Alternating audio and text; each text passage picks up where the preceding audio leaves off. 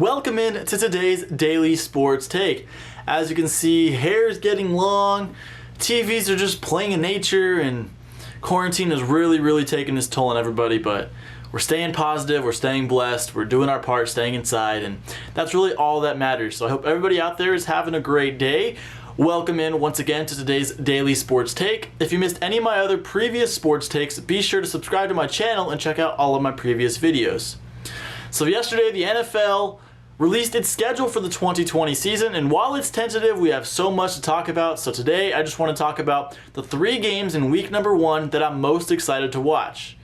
Now, we're not certain that the NFL season will start in September, but if it does, these 3 games are really going to have me looking forward to them for the next, 3, 4, 5 months at this point. I'm so excited. So with that, the first game that I'm really looking forward to is the opening game of the season on Thursday Night Football. That is the Chiefs and the Texans. The reigning Super Bowl champions, the Kansas City Chiefs, will host the Houston Texans. When these two teams face, when you get Patrick Mahomes and Deshaun Watson, both quarterbacks in the same draft class, both quarterbacks that you could argue should have gone number 1 overall but didn't in 2017, now have a chance to compete head-to-head. Their matchups against each other in the regular season have been some of the best in recent memory. Last year, Deshaun Watson was able to top the Kansas City Chiefs in the regular season, putting on a spectacular performance. Now, I am down on the Texans' hopes this season. I do believe that Bill O'Brien has really crushed the morale in that locker room, but when you have Deshaun Watson, you have a chance to hang with any team, including the Kansas City Chiefs. And then for the Kansas City Chiefs, it's going to be interesting to see how they're going to start off the season when they try to defend their title. Now, they have some holes on the roster they haven't been able to fill this offseason, and so it could be interesting to see how this team comes together in week number 1. So my next matchup that I'm really looking forward to is the Packers and Vikings on the first Sunday of the NFL season. It's a divisional matchup where we've seen the Vikings have the better roster the last few years, but the Packers with Aaron Rodgers still consistently winning big games over the Minnesota Vikings.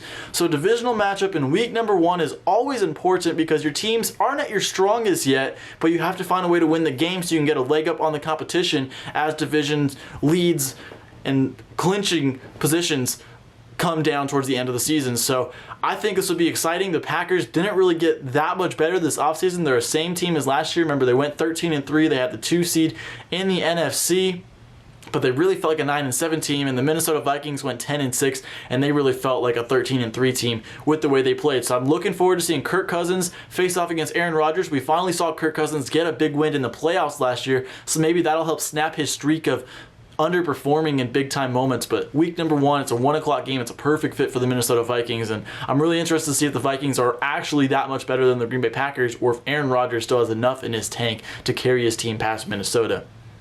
And then finally, the next game that I'm looking forward to, and the final one for week number 1 that I'm really looking forward to for the 2020 NFL season, is the Tampa Bay Buccaneers heading to New Orleans to take on the Saints. It's the battle of Breeze and Brady, 42 versus 41, or 43 versus 41. Brady will be 43 by that time, and Breeze will be 41 years old. So that's going to be the battle of the aging quarterbacks, and I'm excited to see what happens. The Buccaneers are going to get 5 primetime games this year. That's the most they've had in a season in a long time. They've only had 17 since 2005. So they're going to be on a bigger stage. That's not a primetime game. They're playing at 4:25 p.m. Eastern time. So it's not a primetime game, but it's going to be exciting to watch. I think Brady will have to overcome some adversity in week number 1. I think that's a tough task to ask him to go down to New Orleans in his first game with a new team, with 2 new receivers, an entirely new offense, to go down and win a game in New Orleans, one of the loudest places to play in the entire world. And then for the Saints, this is the last hurrah for Drew Brees of the Saints. It's pretty clear that Drew Brees is going to retire and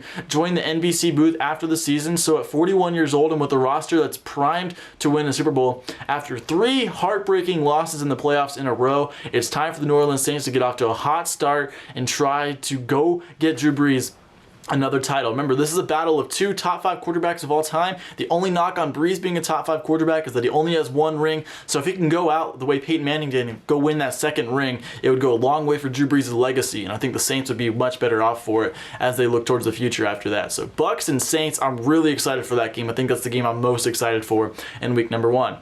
So there you have it. There's 3 games that I'm excited for in week number 1 of the 2020 NFL season. We're still not sure exactly when week number 1 will happen, but if it happens as planned, I will be right there sitting on my couch, not getting up for an entire day.